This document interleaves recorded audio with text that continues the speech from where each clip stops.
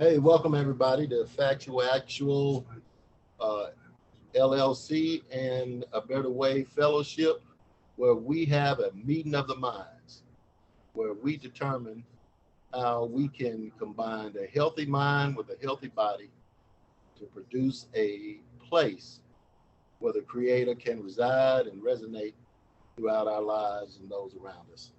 Hey, I'm Dwayne, and this is my Beautiful. son, Dwayne Jr., all the way from Germany to uh, have a joint meeting today for you.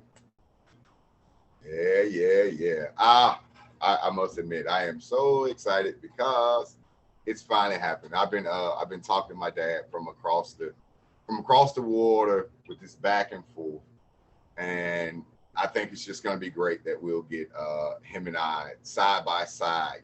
Y'all see it from what we're both looking at. At y'all, and y'all can I don't know have a meeting in mind with us. Usually we're back and forth, so we can go this way and we can have a discussion today. Yes, Uh, indeed. yeah, and I wasn't really trying to be so particular today, but we'll start with the whys, of course. And I'm not, ladies and gentlemen, I ain't got it like that, and I don't know if I would if I could, but I didn't fly all the way over to here so I can have a podcast side by side with my dad. And it wasn't for a vacation either. I had to come to grips and come to reality about something that was happening in my life, and I had to come home on an emergency basis. I lost somebody very near and dear to me, and and I'm trying to make it, and I think I'm doing all right, and it has definitely affected me, but I'm still me, and I want to come and talk to y'all because I don't know. I think we may have something to help you again today, like always, and like I said, I'm dealing with a lot of emotions right now, and a lot of things are going on, and I do deal with empirical data. That's usually how I go about things, and I I can speak from the heart on what's going on right now. So And I'm sure all of us at some point in our lives have had to deal with loss and definitely a loss of a close loved one. And that resonates throughout the family. And my son has lost his father, his the man that raised him from a little boy, and he was very close to him. The family was tight knit, and we are checking in to see how the family is doing, and if there's anything we can say or do to help everybody, the Washington family, to feel better. uh thank you. Look, thank you. It's been very interesting when you have someone that basically, like, you got we nature and nurture, you know, and I have both sides. I have good genes, and I was brought up in a way, in the way that he wanted me to. So I have the best of both worlds. Got good genes, and had a very stern father figure that pretty much taught me everything that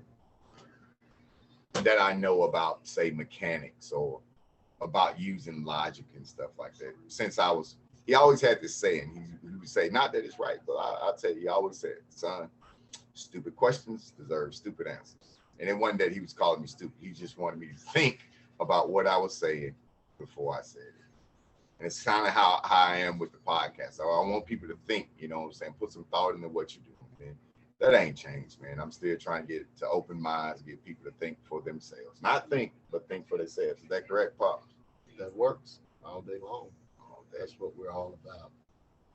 I think it would be respectful and pay homage to a great individual. And first, we're going to ask, how are you doing? And then from that, we want to ask how the rest of the family is doing during this time. Well, for me, to be honest, I don't know. I honestly, I'm suppressing what is, and I'm really not trying to fall. I'm trying to stay on top of things because I still got children too. I can't be broken. So I haven't let it take me. I haven't truly dealt. I still say that I'm in somewhat of denial of what's going on. So I might not be the best judge. This every time I try to let it in, it hurts. So I haven't been letting that reality in per se. So for me, I can't say I'm taking it one day at a time. To be honest, I'm trying to deal with it as it go, but nothing has been too much to bear so far. Honestly, I think the family that they're all doing well, but I think we're all putting up the same front. I think we don't want to deal, so I can't give you an accurate assessment right now on on how we're truly doing. Nobody's broken or has shown that they're broken, but that doesn't mean that we aren't broken.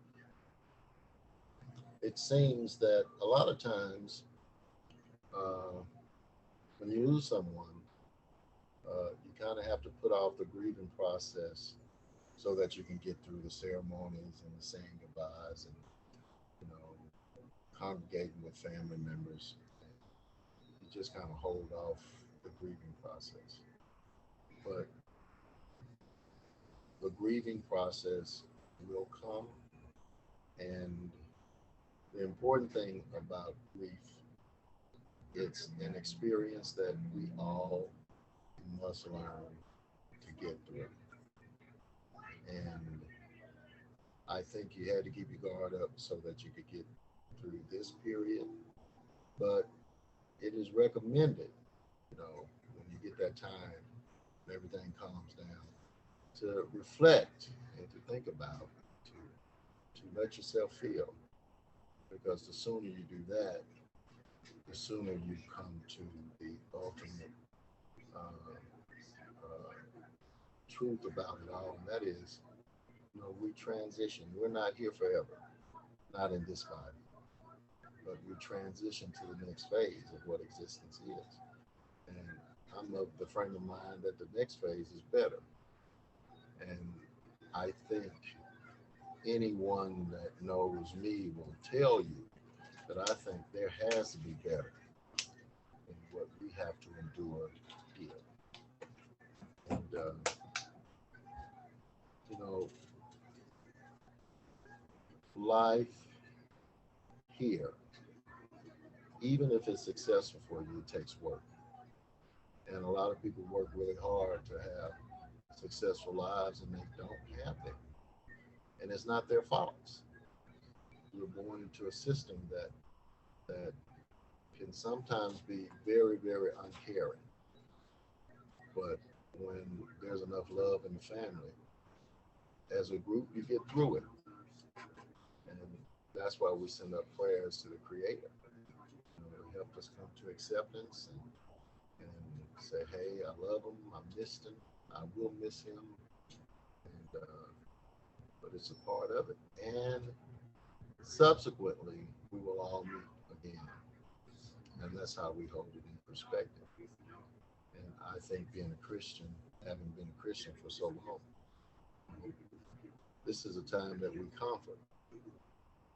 We show that if this is the best that God has for us, we're serving a very small God. But what's in store for us, scriptures say, is so much better than what we see with these natural eyes. And his trouble is over with. Yeah. What they so I have did a lot of study just in the Catholic faith, pretty much in the Bible. But what I know is that my I know that my dad, he raised me, and he might have been the most honest and fair man I've ever met in my life. And if there was a better place that you can go, if that's what the paradigm is, what I'm well aware he would be one of the ones to go there. So in looking at it that way, I the way I feel, using my, for me, I know that my father's in a better place. I mean, I know he, for all the things he done, that would be his just desserts that he went on to do better. It's no doubt in my mind. He didn't have a malicious bone in his body. It's one of those things that kind of makes you upset that how nice he was and what he done for him to go the way he did. It's just like you almost think that that our creator is cruel, but it has to be more to it than that. So I also got to deal with that somebody that didn't smoke, didn't drink, wanted to be healthy, to get throat cancers already, like, just, it's very hard to believe, like, why? Just, I've smoked plenty of cigarettes, Bob, plenty of them. Don't really have no ailments. I know a lot of people smoke like chimneys, nothing happened. He didn't drink, he didn't do alcohol at all. He thought that was like the biggest waste of money ever. All you gonna do is piss that out, is what he said. You know what I mean? That's a waste of your money. So he wasn't a drinker. So he shouldn't know live. They say drink and live, but all this. So apparently, I guess what I'm getting at is that there must be other things in this world that they don't tell us about. That hidden hand stuff that's making us sick. That's killing us. Because it ain't just sick. Because that's all you hear about, though, right? Cigarettes, alcohol. Well, I know a man that did neither. Didn't like the fact that I did it either. He said I was grown, but he never condoned when I did these things, and he would be the one to get cancer. So what, how did he get this cancer? It's not in his family. It wasn't genetic. So what gave it to him? That's kind of what my mindset is. I already got an issue with, I got a problem with Pharma, period. Big Pharma and me don't get along anyway. So, so what really happened to me? So I guess I kind of get lost in that. And the problem is the anger comes. So I'm kind of backing out of that. I'm trying not to lose it, to be honest. I'm just trying to stay focused, but it's hard. It's just hard. So I want to say that my father was a great man, and I know he's in a better place, and he was hurting, and I am I am glad that he doesn't have to suffer no more. And shoot, I am.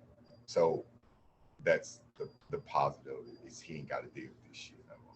You know, no more hydrocodone to get through the pain in the day. He's free.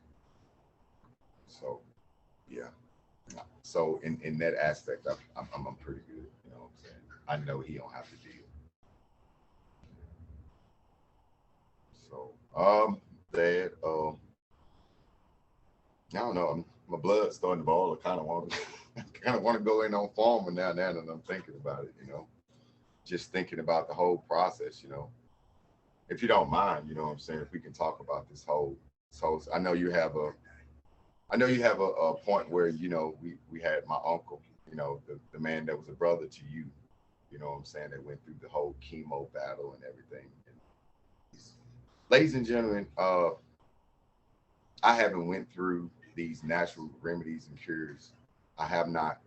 I don't know anybody that was fortunate enough to go through natural processes to try to help them with fighting cancer.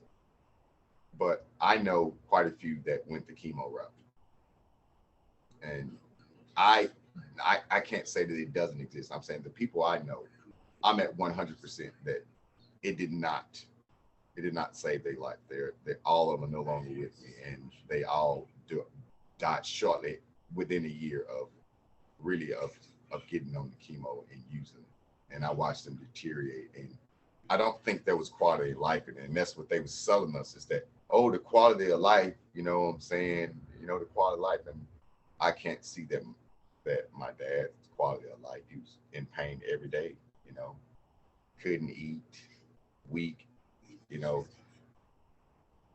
I would cry, just I couldn't even look at my father because the medicine was bringing him down.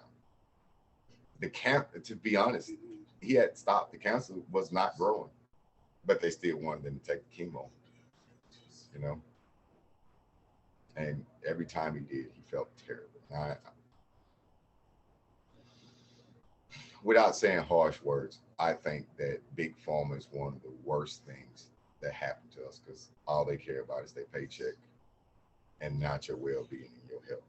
To be honest, if they cared about your well-being and health, that would affect their bottom line so much that I'm almost 1,000% sure that they wouldn't even do it. That's not a good business plan to make people better when you selling medication. I don't know. What's your take on Well, I have a lot of things to say about Big Pharma, but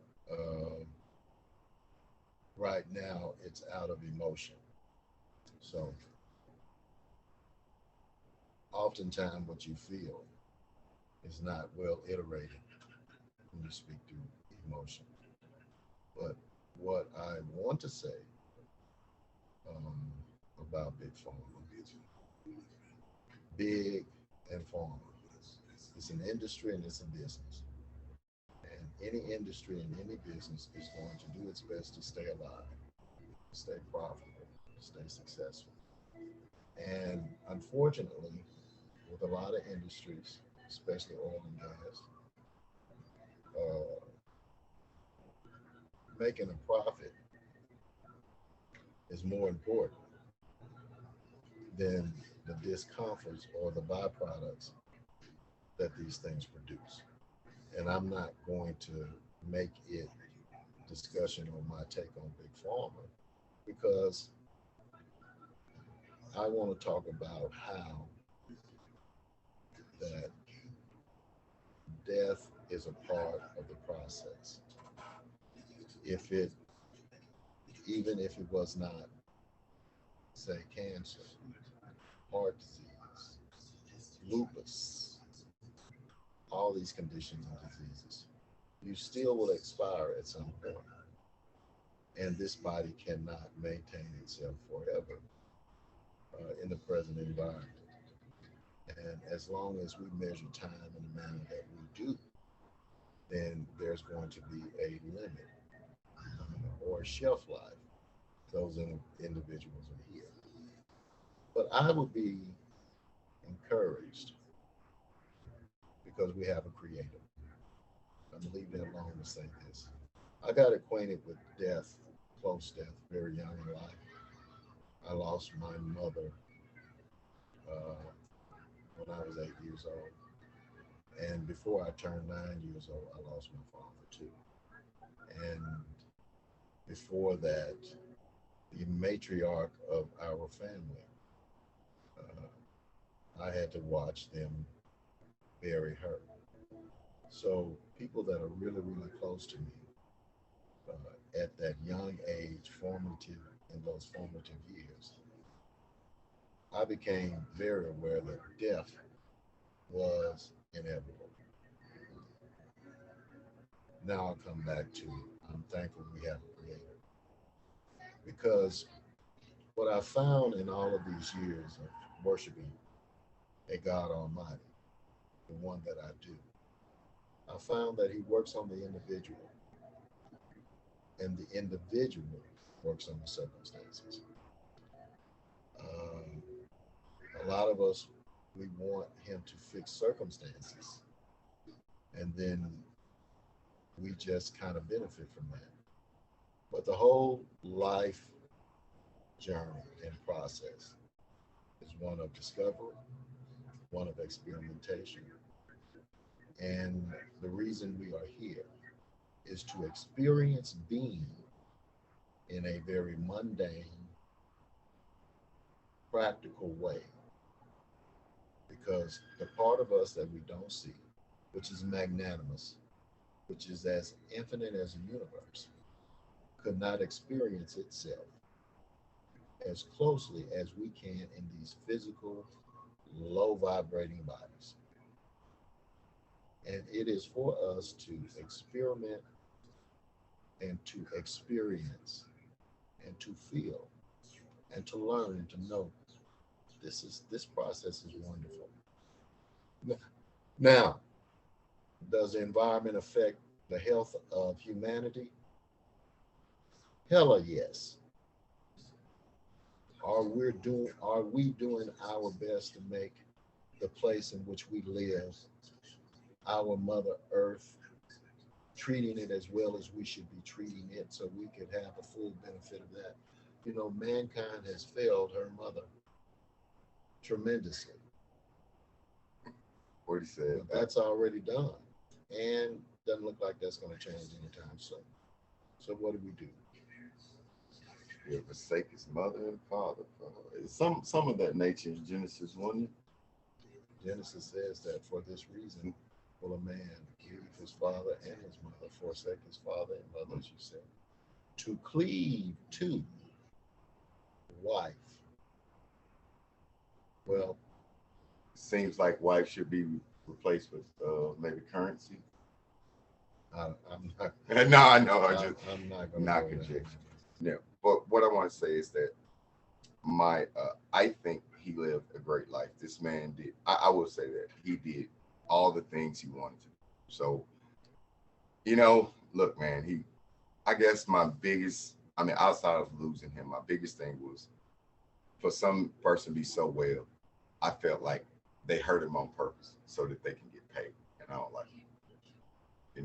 I think that my father, him going at 69 is young, but not, it's not so young. So he did have a life, but his last years was in pain, and that shit hurts.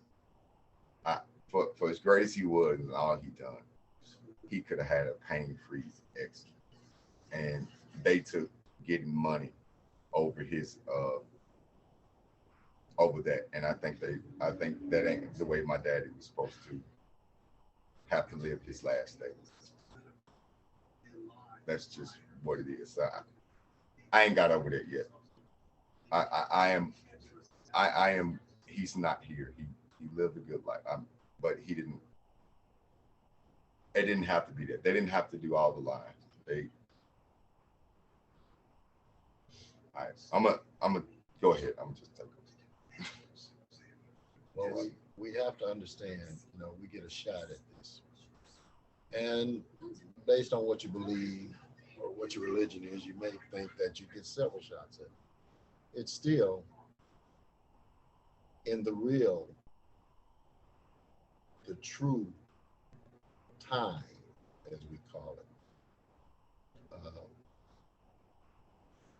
The only thing that gets bigger is moments. The moments get bigger, the moments get better. And I found out in my life what I thought was really, really bad turned out to be some of the best things that could have ever happened to me. And there are those things that I thought were just wonderful and just made my life better turned out to be the worst things for me. That lets me know that as long as you breathe, there's something to learn. And everybody's life has a meaning and has a purpose. And you fulfill it whether you think you are or not, or whether you care to. And what you said earlier, son, about it all, there's always more to it than what is said. And the only eyes that can peer through existence and see every aspect is the Creator's.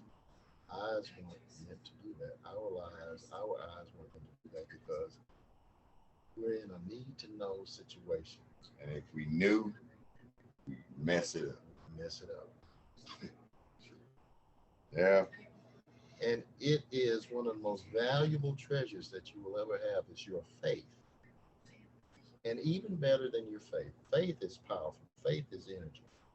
What's even more powerful than that is well placed faith. Faith in the right thing. That will take you so far in your journey, and it will expand your moments so big. And I think we're in the expanding moments business while we're down here. We're to make those moments bigger. And we add character and depth to the moment that we experience. Yeah. There you go, son. Yeah, I actually like that. That's I might have to reincorporate that. I'm gonna use it. I ain't gonna give you no rights or credit to it. Well, I don't want it because I can't blame it. I used to think I had original thoughts, but as I No, look back over time, I realized I just heard it a long, long, long time ago. I forgot where I heard it, and forgot where I heard it from. and then it pops up, something triggers it, and I don't remember where it came from, so I take credit for it. But I don't do that anymore. Okay? I'm not taking credit for it. I'm here. I want to expand these moments, and I've come to understand that to fully appreciate those great things, you have to have a comparison. You know real joy after you've experienced real pain. Because if you had joy only, you couldn't fully appreciate what joy was. So everything is tempered and everything we understand, we humans apparently, in contrast. We know something is hot because we have experienced cold. We know something is cold because we've experienced things being hot. We know things are good because we've experienced what's bad. And death is just a part of life. The two aspects of it, or three aspects of it, however you want to look at it. You're born, you live, you die. And death is a transition, it's not an end to anything. And I don't think your consciousness just went poof in your mother's womb. I think you had consciousness of self long before you made your arrival in your mom's womb. It just, it took a mom and a dad to bring the magic together. To create this body to house Consciousness. the conscious. I like that. Yeah, yeah. I could definitely see that, and it does help that because the way I believe is that energy is created, but it cannot be destroyed, and our thoughts and consciousness is energy. So my my father's still here. You know what I'm saying? I just can't see. I'm here. I still get unknown shivers down my spine, and that just might be him reminding me that, yo, I'm still here. You still got it. And I look back, you know, I give you an instance. Like, I went to go to the refrigerator when I was at home when I first got there. I went to go to the refrigerator, and my little sister looked at me crazy. My mama looked at me crazy, and then I'm like, huh. And then I heard my daddy say, boy, you better go wash your hands before you touch that refrigerator. He's still there. There you go. He's still there. Because then neither one of them said it, but I sure heard it. See, there you go. Sure heard. And I went my butt in the bathroom and washed my hands before I went in the refrigerator. That's all I'm trying to say. And when we were before colonization and before the human trafficking that took place on our continent, we had reverence and deference to our ancestors. And they say that we worship our ancestors. And in this sense, you know, your dad's voice is still speaking to you through all of the dispensations and through all of this. You heard his voice. It's clear as day. Well, you better go wash your hands. Mm-hmm. Yeah. Oh, I was working on his truck. I was definitely in my feelings because I was in his tools. So I heard him a lot. You better put that back. I heard him a lot because I used to have a thing of leaving his tools outside. So it was a hard job because every time I touched something, he had something to say. You know. So yeah, he's for me. He's not gone. Like I said, I'm more in my feelings about how he left, and he could have left at the same time, but I don't think he needed to have endured what they was putting on him because somebody wanted the shit. I guess that's so it'd be hard for me to talk about it because I instantly get mad because he was a great man and I felt like he was wrong. So I'm trying not to go in a rant and just get upset and stuff and get all in my emotions about it because at the end of the day, he had a great life. He's still with me, and we brought up in the church, so I have my faith, and I know he's in a better place. So it's that. But when I get to thinking, it just wasn't right. You know what we said? It just ain't right. It just wasn't right for him to go through that, so somebody can line their damn pocket. Injustice is never right. Injustice, though you can explain it, it still doesn't make sense. In this evolved society, the atrocities that are perpetrated against us from very greedy individuals and greedy systems, it's not right, it's not fair. We don't ever have to accept that. And we need to understand that to lose perspective of what is right and what is not, then you should understand death is better. If you walk through this life not caring that you are doing wrong to other people, then you should wish to not be here.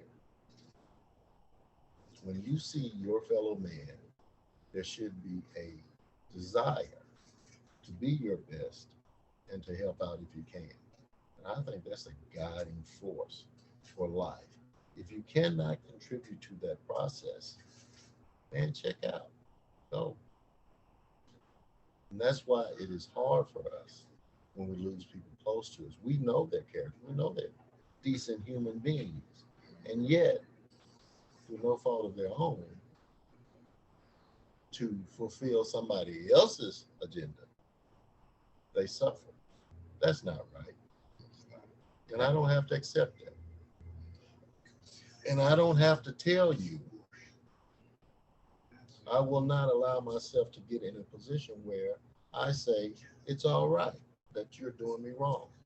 It's all right that you're mistreating me. It's all right that you're mistreating someone else. I don't have to say that. You know, I think they molded the mindset to that. You know, a lot of people, look, there are some people that justify that.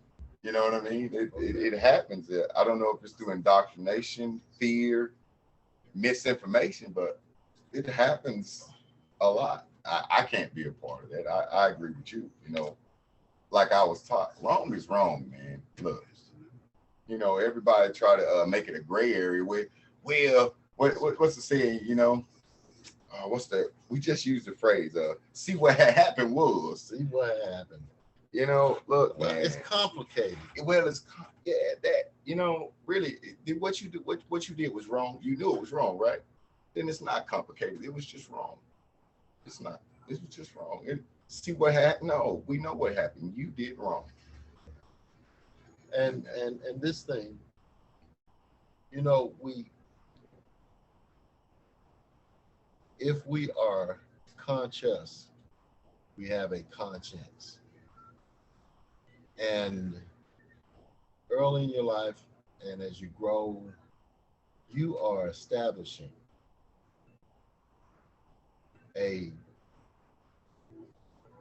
you have this relationship. Your conscience has a relationship with your conscience. And you start writing that thing out to make it benefit you. And that's just what people do. But when your consciousness expands enough, your conscience expands too. And when you start seeing that in this life, if we treat others like we would like to be treated, this world would be a better place. Now, Yeah.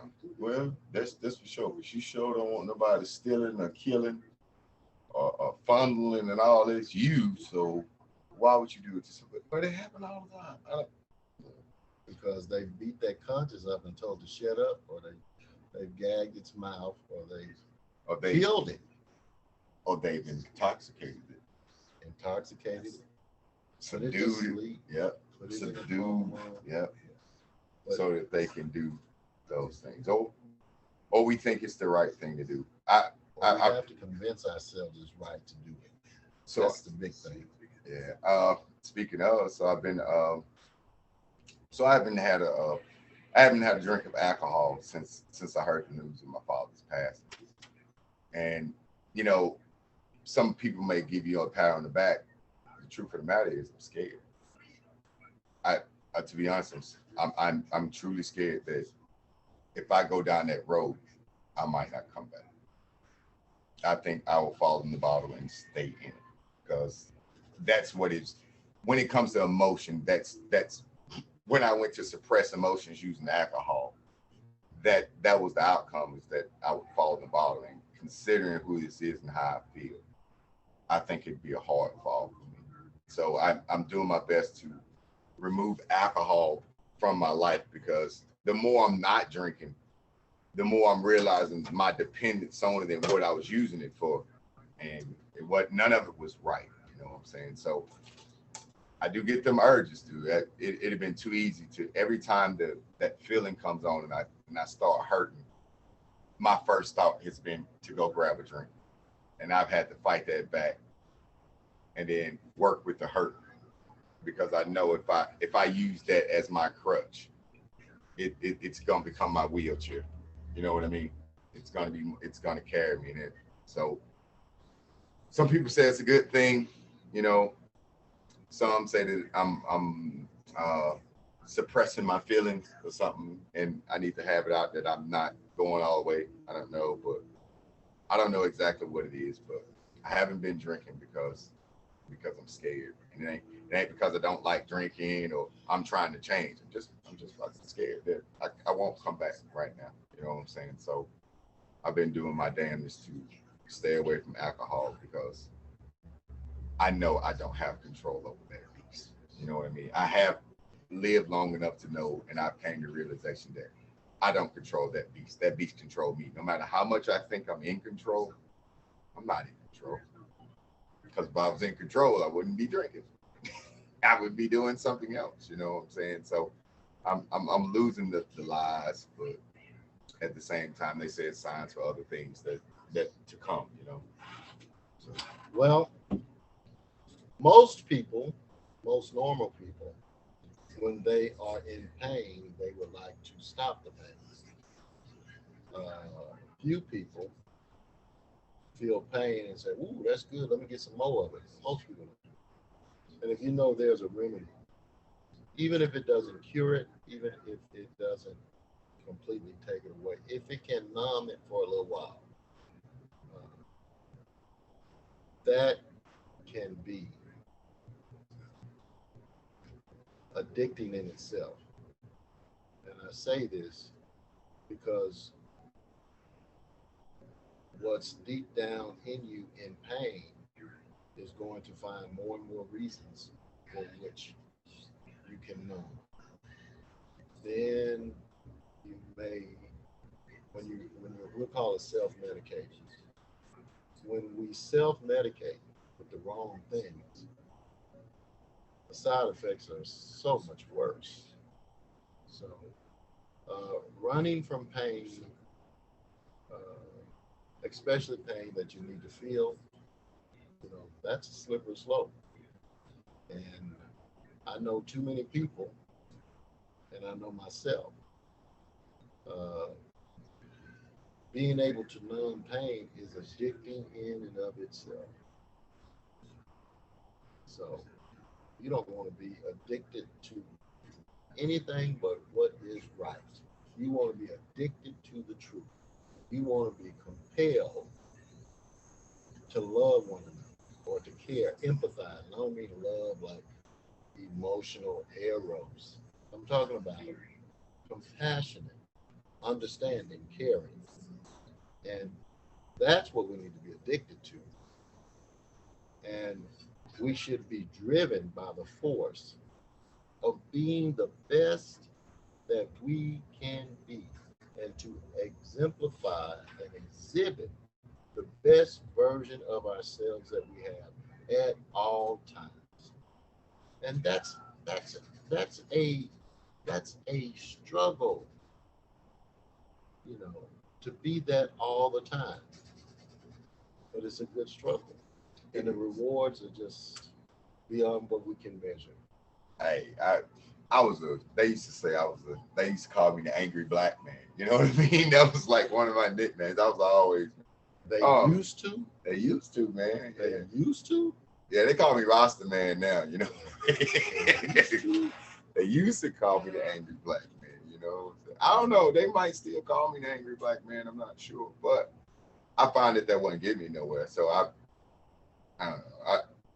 Even before my dad passed, I had started coming to realization that I don't want to hurt nobody.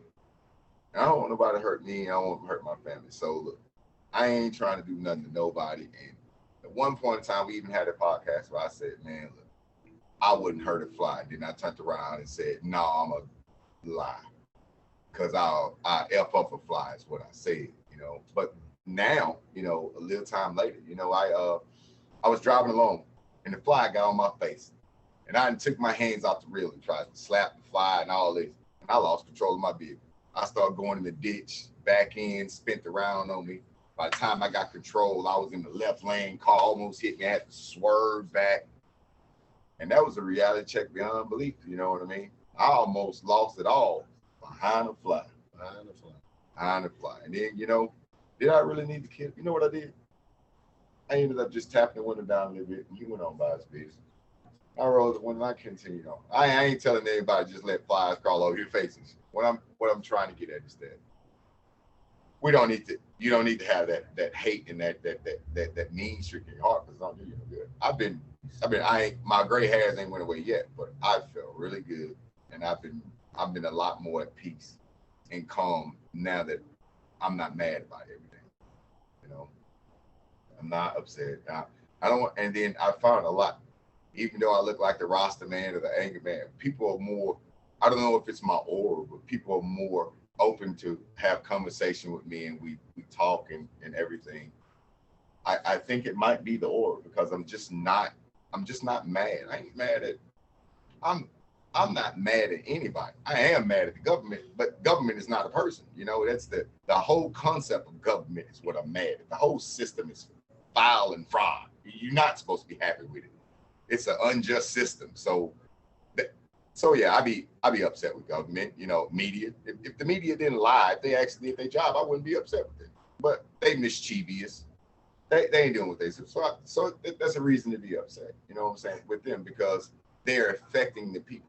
If they didn't have an effect on the people, if you want to sit up there and lie to yourself, that's your business. But I do take when it affects my family, you know, and that, then I gotta be like, yo, you know, y'all out here lying, and that I can't be okay with that. So some things I do get upset about, but as far as a person, you know, it's kind of on them. Like my man said, that's not my problem. If he is upset and want to be mean, that is his problem.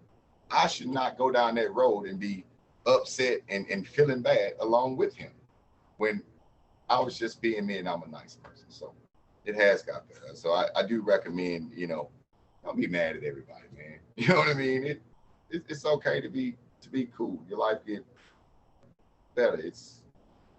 Things are a lot easier to take when you ain't mad at everybody for everything they done. Well, give it to me. Grant me the serenity to Accept the things that I cannot change.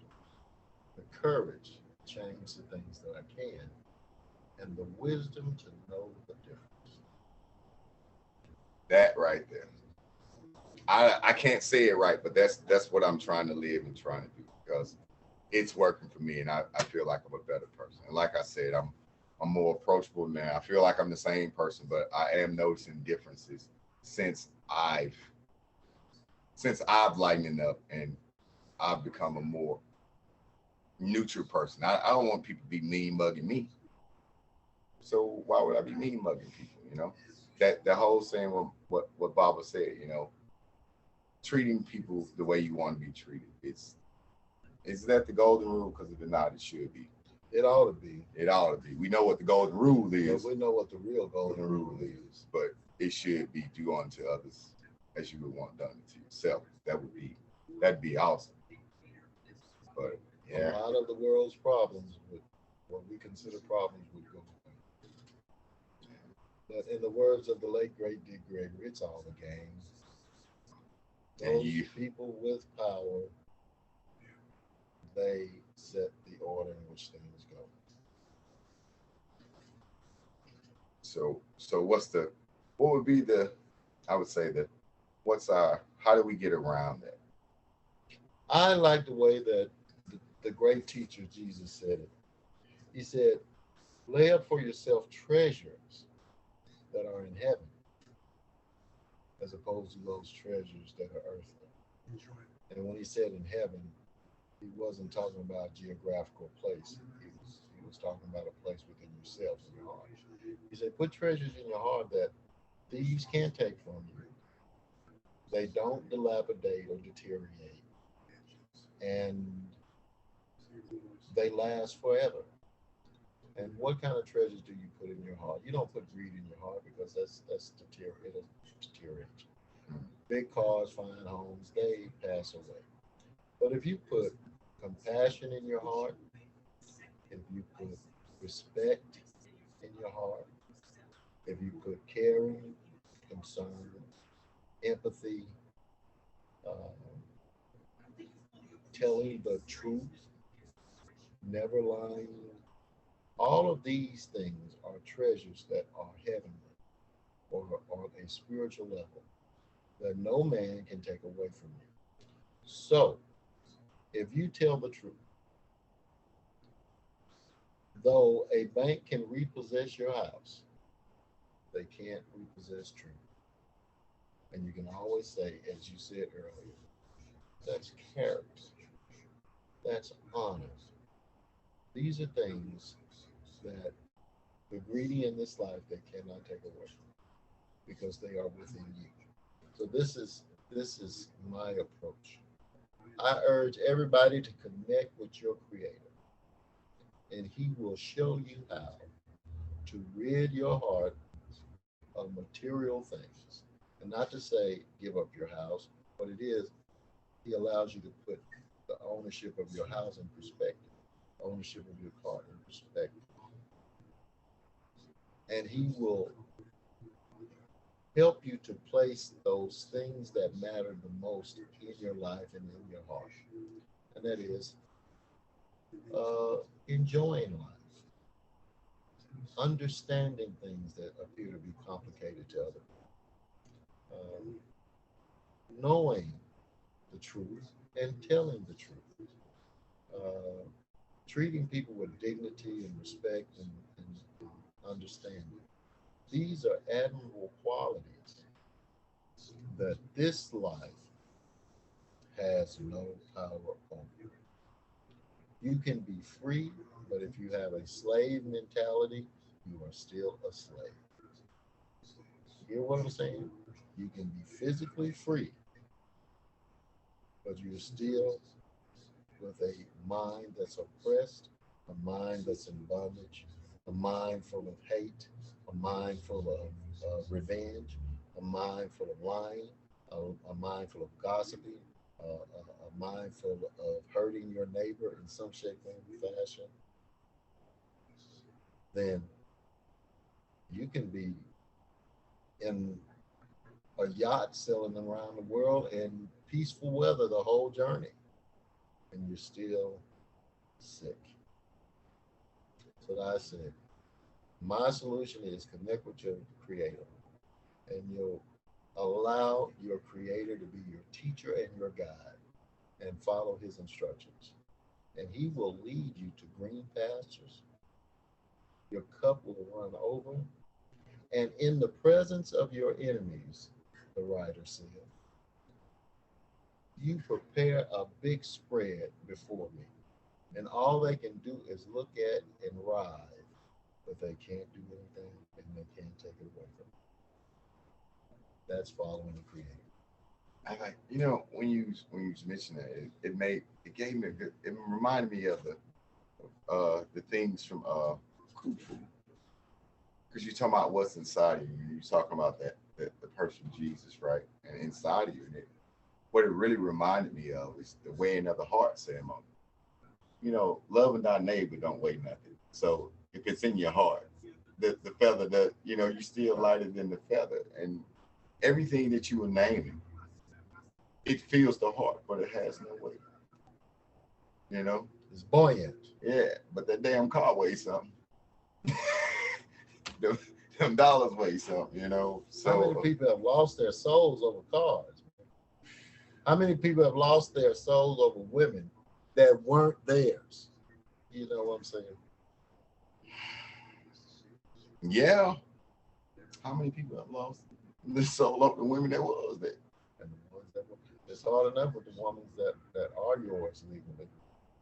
Yeah, well, well, I just know that we've lost a lot trying to attain material things, and I think my greatest joy has been my children and their affection. You know, no car that I've got, no woman I've been with, no vacation I've taken has made me feel like my children when they just smile at me, when they feel like daddy has accomplished something, they're smiling, they happy I've done something. Nothing even comes close. And you can't measure it. No, don't even try. Too big. You can't even measure it. Numbers don't exist when it comes to that that touches you in the right way, in the right place. Starting to find out what has real value and what just happened to be paper or whatever, paper, coins, metal, all these things. None of them, they can buy you stuff, material stuff, but like I said, there's no material thing that I can think of at all that even came close to that smile. That walking through the door and that hey, because they happy to see you. None of that, dude. I ain't never went to work and felt like that ever. Now, I'm going to bring this home. I want you to imagine your dad and how it felt when it came to you and your siblings. Imagine what even though he had cancer in the throat, what do you think he felt when those grandchildren were around, going to the what, below, five below, whatever, and piecing together bike parts and stuff for his. Oh yeah, Can dirt you cheap. can you imagine what he was feeling? Despite what he may be going through, he still had that. Dude, you to live your life and to have accomplished what you wanted to, there's nothing in this life that holds you. But he's trying to say, Lord, whenever you're ready for me, get me. You have given me everything that I really want, even though I didn't know I really wanted that. But that's what I got. Your dad was in heaven before he left his body. Because he got that. You got it. He's got a legacy, Dwayne. He has a legacy in your bones, in your DNA. Don't you know he is proud? He is going to live on because it's inside there. He found heaven before he left it. Sickness didn't have no power over him. He, hey man, I got what I wanted in this life. He trying to break me. Oh man, Son, the truth feels good. It ain't no lie. it ain't no lie, man. It ain't. To know that you fulfilled his dream, Dwayne. What do you care about being sick? You were more concerned about it than he was. He got a chance to travel over the ocean and walk around in Europe. Yeah. So you should rejoice with him because he's rejoicing. He made it. He finished his course. And he's rejoicing. And he says, like the scripture said, rejoice with me. I made it over. I made it through.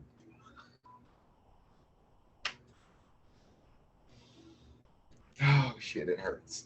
So, But it's a good hurt, man. It's a good hurt. Because one day your son is going to do the same thing for you. Just like you're going to do for me. I made several years ago, I looked up to heaven and I said, Lord, come and get me whenever you get ready. I'm not going to argue with you about it. And the reason I said that because he showed me what I had. I had all these wonderfully successful children and grandchildren that loved me. I have made my impact. Now, if I do anything else, that's great. That's icing on this cake. But I have finished what I was put here to do is complete in my kids and now in my grandkids. There ain't nothing in this life. The only reason I'm here is because of my children. To give one more moment with them. To increase that, expand that so that moment. Yeah. And you know how we are limited in perception and so many things in a physical body. Once you slough this physical, mundane, temporal body, then that lively spirit that's in you, that's infinite, how much more is he appreciating those things, or how much more do we appreciate those things when we don't have all of the hindrances of human body too? Your pops is in a good place, man. No more pain. None. No more pain. And he left here achieving what he was put here to do. I guess I can't put a smile on my face. He finally gets to retire, man. Finally gets a real retirement. A real retirement. With reward. You know, when you retire in Social Security retirement, they give you a percentage of what you. Well, on that side, it works the other way.